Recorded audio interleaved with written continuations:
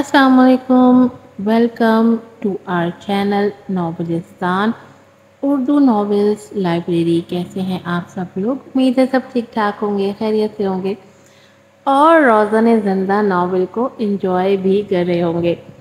और नाजरीन, आ गया वो दिन जिसमें सबके दिलों में ठंड पड़ गई होगी। जो भी सबरीन के साथ थे और सबरीन को मजलूम समझ रहे थे, आज सबरीन ने गिन गिन कर बदले लिए हैं। और प्लीज़ प्लीज़ प्लीज़ कोई भी धक्का मुक्की नहीं करने का, लाइन बनाकर आए सारे, सबको मौका मिलेगा आबिश और इज़्ज़त को जूते मारने का। तो लाइन बनानी है और धक्का मुक्की बिल्कुल भी नहीं करनी है। तो कैसी लगी आपको लास्ट एपिसोड जिसमें सबरीन ने बाकी तमाम एपिसोड की कसर निकाल ली? ये तो उसको छोटे छोटे तरीके से जलील करते आ रहे थे।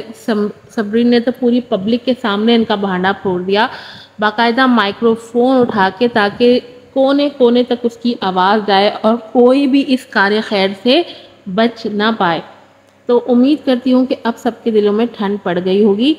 अब तो शुरू होता है सबरीन का दूसरा फेज़। पता नहीं सबरीन इस फेज़ से कैसे निकलेगी। इज़्ज़त का मामू है वलीद यस्तानी और शहजाम सूरी बिल्कुल भी नहीं है, और शादी की है इन्होंने शहजाम सूरी से।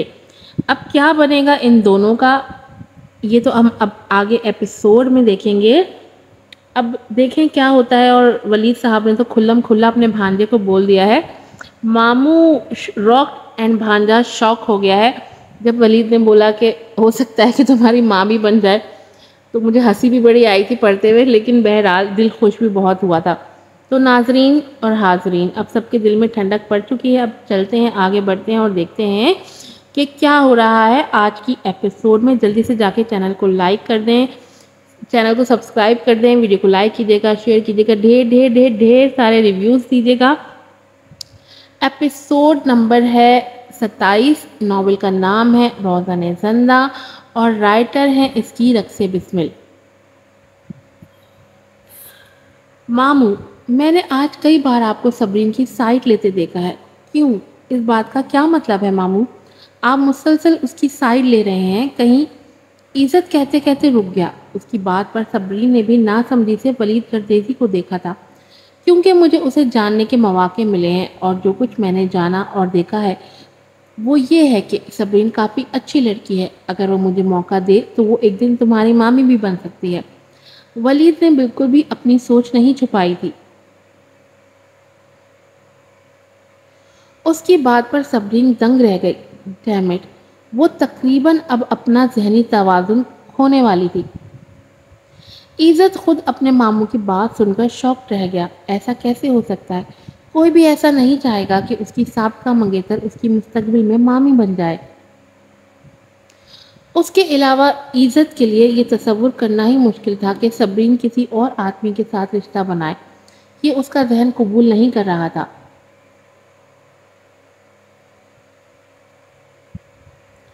वलीद मामू, मुझे लगता है आप पागल हो गए हैं।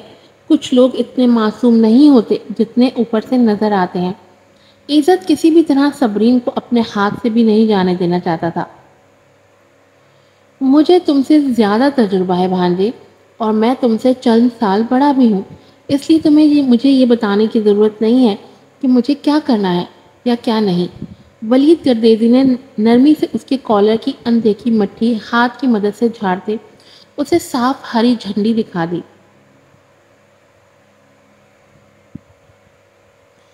इन सब बातों को छोड़ो, खुद तुम अपने आप को देखो।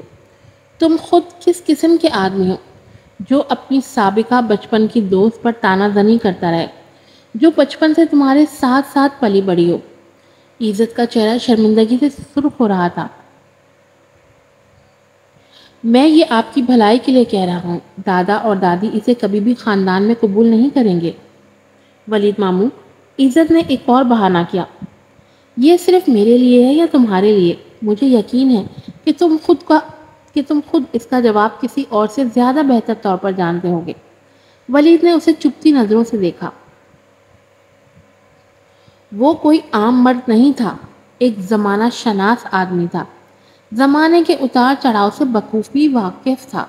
किस वक्त क्या करना चाहिए और क्या नहीं। ولید گردیزی اچھے سے جانتا تھا۔ وہ ایک بزنس مین تھا جو اپنے نفع و نقصان کا پہلے سوچتے ہیں۔ اسی وقت آواز کے ساتھ لفٹ کھل گئی۔ ولید گردیزی بھی صبرین کے ساتھ ہو لیا۔ دروازہ بند ہوتے ہی عزت کا غصے اور شرمندگی سے تمتماتا ہوا چہرہ بھی دروازے کے پار رہ گیا۔ لفٹ کے اندر بند جگہ میں آتے ہی صبرین انکہے احساسات سے مغلوب ہو گئی جنہیں ہال میں بہادری کے ساتھ دبا گئی تھی۔ اب وہ ایک ڈری ڈری سی سہمی ہوئی صبرین لگ رہی تھی۔ کافی سارے بھید اس پر کھلے تھے، کافی راز افشاں ہوئے تھے، بہت سے لوگوں کو وہ جان گئی تھی۔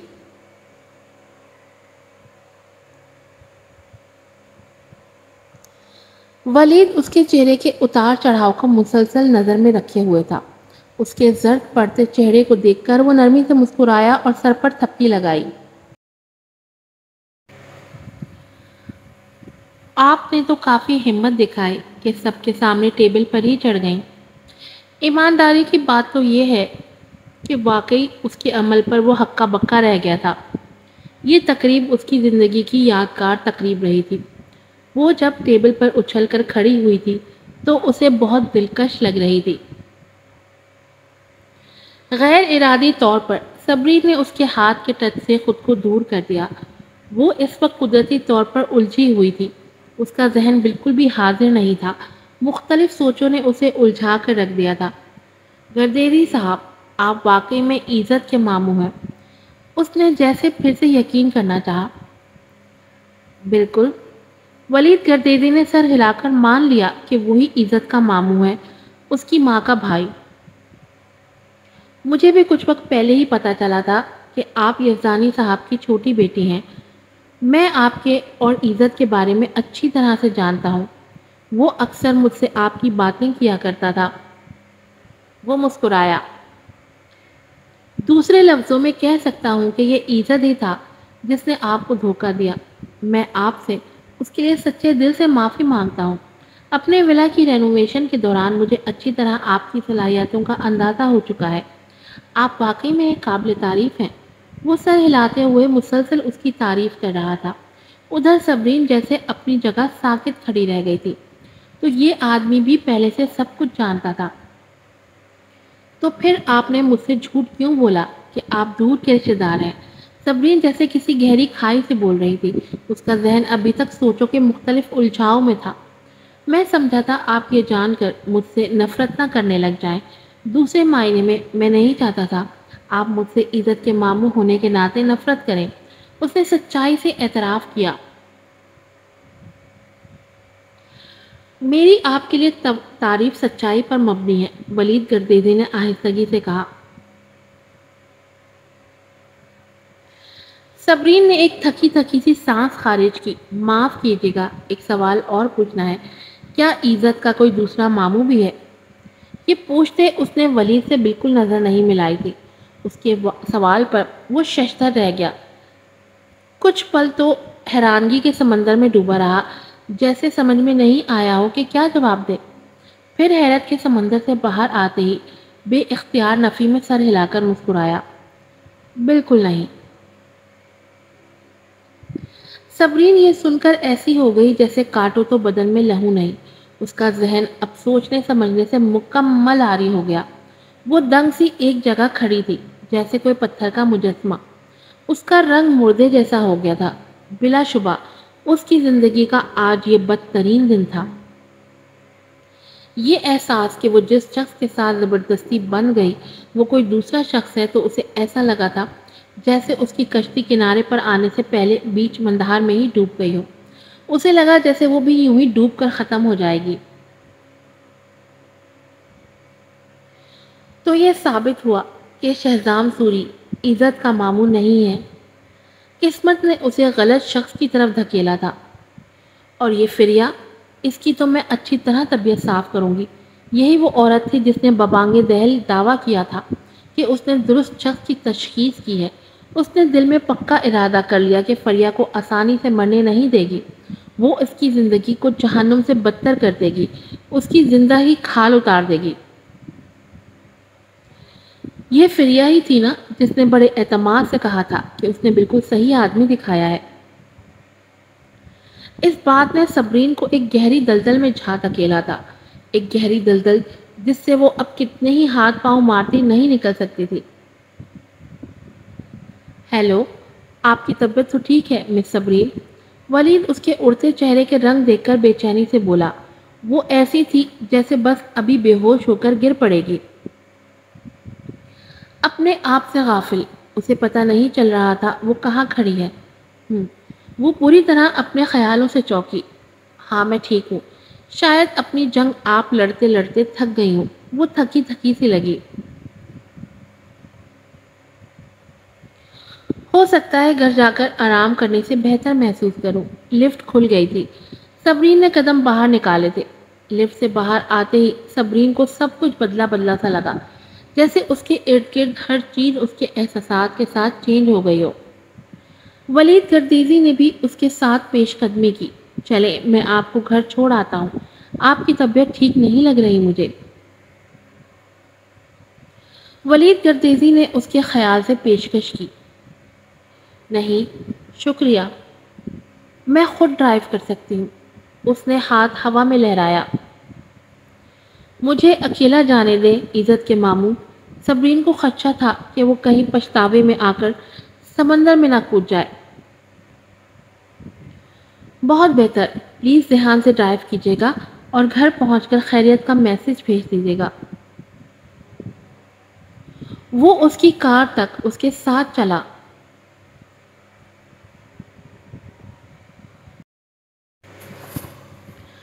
ہوٹل پہنچ کر اس نے فوراً فریہ کو کال ملائی۔ کہاں ہو تم؟ میرا ابھی ٹیسٹ ختم ہوا ہے، اب لنچ کے لیے کہیں جانے کا سوچ رہی ہوں۔ فریہ کی تھکی تھکی اور بیزار آواز آئی۔ اس کے بعد میرا ایک اور ٹیسٹ ہے، اور ہاں میں نے سویر پرواز کو فون کر کے تمہاری خیریت پوچھی تھی۔ تمہارے سارے کارنامے مجھ تک لفظ بلفظ پہنچ گئے۔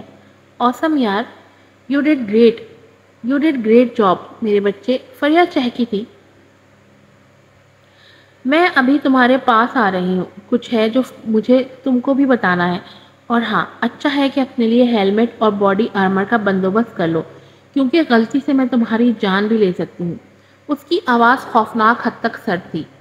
اس کی بات نے فریہ کو حیران کیا۔ کیا میرے سے کچھ غلط ہوا ہے؟ وہ واقعی حیران تھی اور متجسس بھی۔ یہ پوچھو تم سے کیا نہیں ہوا؟ تم نے مجھ سے برا ہی نہیں کیا بلکہ مجھے زندہ قبر میں دھکیلا ہے۔ فریہ، صبرین جو اب خود پر کنٹرول کھو بیٹھی تھی، اب وہ بری طرح چیخ رہی تھی۔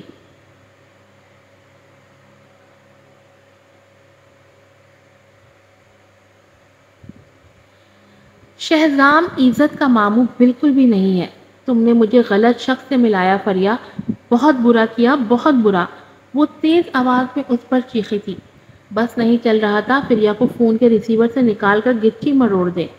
نہیں، ایسا کیسے ہو سکتا ہے؟ فریہ کو سمجھ میں نہیں آ رہا تھا کہ کیا کہے۔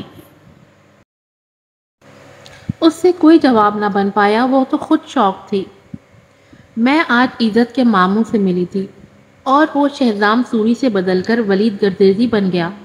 وہی آدمی کچھ دن پہلے مجھے جس کے ولا کا پروجیکٹ دیا گیا تھا۔ صبرین کو لگا جیسے بس اب وہ ابھی رو پڑے گی۔ او اللہ، آخر مجھ سے ایسی کون سی غلطی ہوئی تھی جس کی سزا اتنی بڑی ملی؟ اب وہ بری طرح رونے لگی۔ یہ اس کی زندگی کا ناقابل تلافی نقصان تھا، ناقابل تلافی۔ دوسری طرف سے فریہ بالکل گمسم سی ہو گئی تھی۔ تو کیا اس کے بھائی نے غلط بتایا یا خود اس کو سمجھنے میں غلطی ہوئی؟ جو بھی تھا، اس نے صبرین کی پوری زندگی کا نقصان کر دیا تھا جس کی تلافی اب ناممکن تھی۔ 2 گھنٹوں بعد وہ فریہ کے سامنے تھی، اداس تھی۔ صبرین اس وقت رو رو کر تقریباً تھک چکی تھی۔ اب سوجن زدہ نم آنکھوں کے ساتھ صوفے پر ہارے ہوئے جواری کی طرح بیٹھ گئی تھی۔ اسے فریہ کو دیکھنے کا بالکل جی نہیں تھا۔ فریہ کسی سے واقعی ہیلمٹ ادھار لائی تھی۔ مارنے کے اصول ہوتے ہیں، تم مجھے کہیں بھی مار کر اپنا غصہ نکال سکتی ہو، لیکن چہرے کو نشانہ مت بنانا۔ فریہ نے اسے افسردگی سے دیکھا۔ صبرین بے بسی اور دکھ سے اسے دیکھ کر مسکرا دی۔ تو پھر میرے ساتھ دریا میں کود سکتی ہو۔ فریا نے افسوس سے سر ہلایا۔ تمہیں پتا ہے سبی، تم سے بات کرنے کے بعد پورے 30 منٹ تک اپنی غلطی پر غور کرتی رہی ہوں۔ میں نے اس منظر کو واپس بار بار سوچا جب میرے بھائی نے روڈ پر چلتے ایک آدمی کی طرف اشارہ کیا تھا کہ یہ عزت کا ماموں ہے۔ اس وقت دو آدمی ایک دوسرے کے ساتھ ساتھ چل رہے تھے۔ شہزام بھائی یقیناً ان دو میں سے ایک تھا۔ ان کا انداز دبنگ تھا اور شخصیت میں کسی بادشاہ کسی شان تھی۔ میں واقعی متاثر ہو گئی تھی اور قدرتی طور پر شہزام بھائی نے میری توجہ کھینچی تھی۔ فریا سب یاد کرتے بول رہی تھی، اور قدرتی طور پر تم نے یہ خود ہی سوچ لیا کہ یہ خوبصورت آدمی ہی عزت کا ماموں ہو سکتا ہے۔ صبرین نے اس کی بات میں دخل اندازی کی اور تکلیف سے ہنسی۔ اس کی بات پر فریا نے شرمندگی اور پچھتاوے سے سر جھکا دیا اور ایک ہاتھ کے ناخن دانتوں سے کاٹنے لگی۔ یہ اندرونی انتشار تھا جس کی وجہ سے وہ لاشعوری طور پر ناخن دانتوں سے کترنے لگی تھی۔ یہ صحیح کہا کہ میں نے فطری طور پر یہ قیاس کر لیا کہ یہی خوبصورت آدمی عزت کا ماموں ہو سکتا ہے۔ دوسرے آدمی نے توجہ نہیں کھینچی۔ کیا وہ آدمی اس جیسا دکھتا تھا؟ صبرین نے موبائل گیلری سے ایک تصویر سرچ کر کے اس کے آگے کی۔ یہ تصویر اس نے تب نکالی تھی جب ولا کی رینوویشن کا کام شروع کیا تھا۔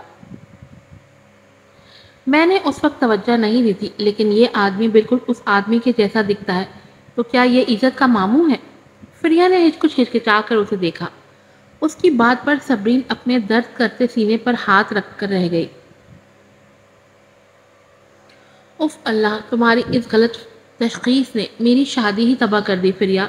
کیا تم جانتی ہو فریا، ان گزرے مہینوں میں نے کیا کچھ نہیں برداشت کیا۔ صبرین کی آنکھیں پھر سے برسنے کو تیار تھیں۔ ہر روز اس بد اخلاق آدمی کی زبانی بدسلوکی کی وجہ سے میں پاگل ہونے کے قریب ہو جاتی تھی۔ کیا نہیں کرنا پڑا مجھے، اس کے کپڑے دھونے سے لے کر اس کا گھر صاف کرنے اور کھانا پکانے تک میں نے خود کو مفت کی نوکرانی بنا لیا۔ صبرین اپنے ہاتھوں کو گھورتے جیسے خود سے باتیں کر رہی تھی۔ جب کبھی میں حوصلہ ہارنے لگتی تھی، میں خود کو خود ہی حوصلہ دیتی تھی کہ یہی برداشت مجھے عزت کی مامی کے رتبے پر فائز کر دے گی۔ لیکن آخر میں مجھے پتا چلا کہ میں نے تو ایک غلط آدمی سے امیدیں باندھ لی تھی۔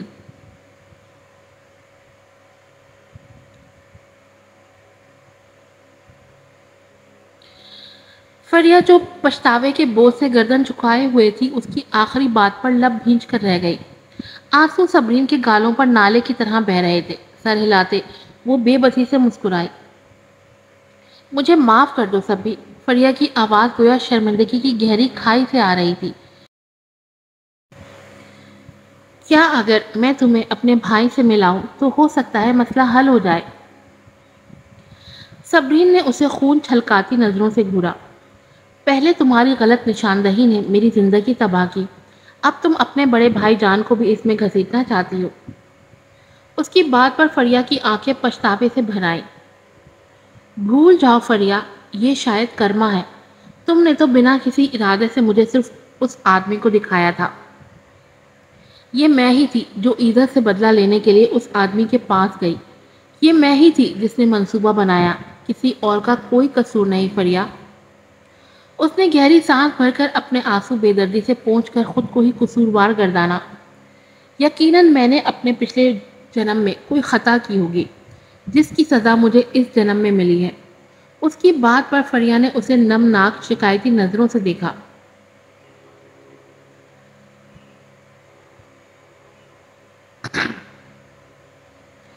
یہ کیا کہہ رہی ہو تم؟ مت کہو ایسا۔ پھر جیسے اس کی آنکھیں کسی خیال سے چمک اٹھی۔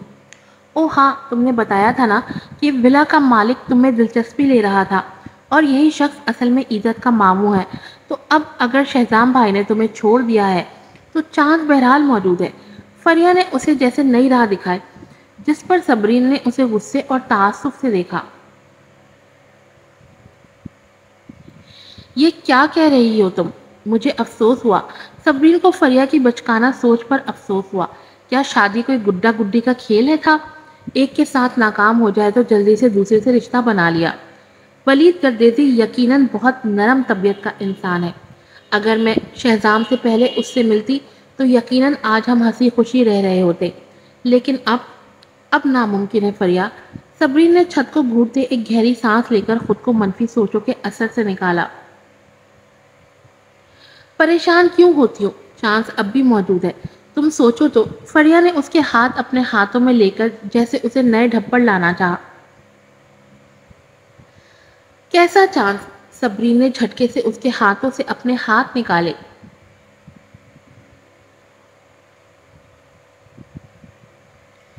بھولو مت کہ میں شہزام کی قانونی بیوی ہوں۔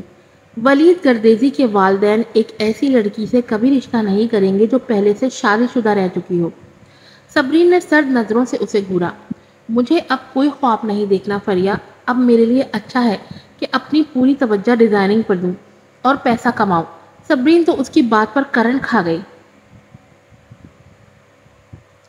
لیکن ہو سکتا ہے وہ مجھے طلاق سے انکار کر دے۔ صبرین بری طرح کنفیوز تھی۔ یا یہ بھی ہو سکتا ہے کہ وہ مجھ سے چھٹکارا حاصل کرنے پر خوشی سے تالیاں بجائے۔ وہ تلخی سے مسکرائی۔ آج کی ایپیسوڈ نمبر 27 یہاں پر ختم ہوتی ہے۔ آج لاسٹ میں صبرین کے باتوں نے قسم سے میرا دل اتنا زیادہ نرم کر دیا، اور بہت دفعہ ایسا ہوتا ہے کہ زندگی آپ کے اوپر سارے راستے بند کر دیتی ہے اور اللہ کی آزمائش ختم ہونے کا نام نہیں لیتی۔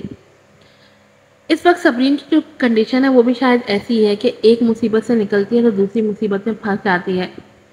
میں یہ سوچ سکتی ہوں اور سمجھ سکتی ہوں کہ جب کسی انسان نے ایک مقصد کے پیچھے اپنی ساری ایفرٹس لگائی ہوں اور اس کو پتہ چلے وہ تو غلط وے میں جا رہا تھا، تو کیا فیلنگز ہوتی ہوں گی۔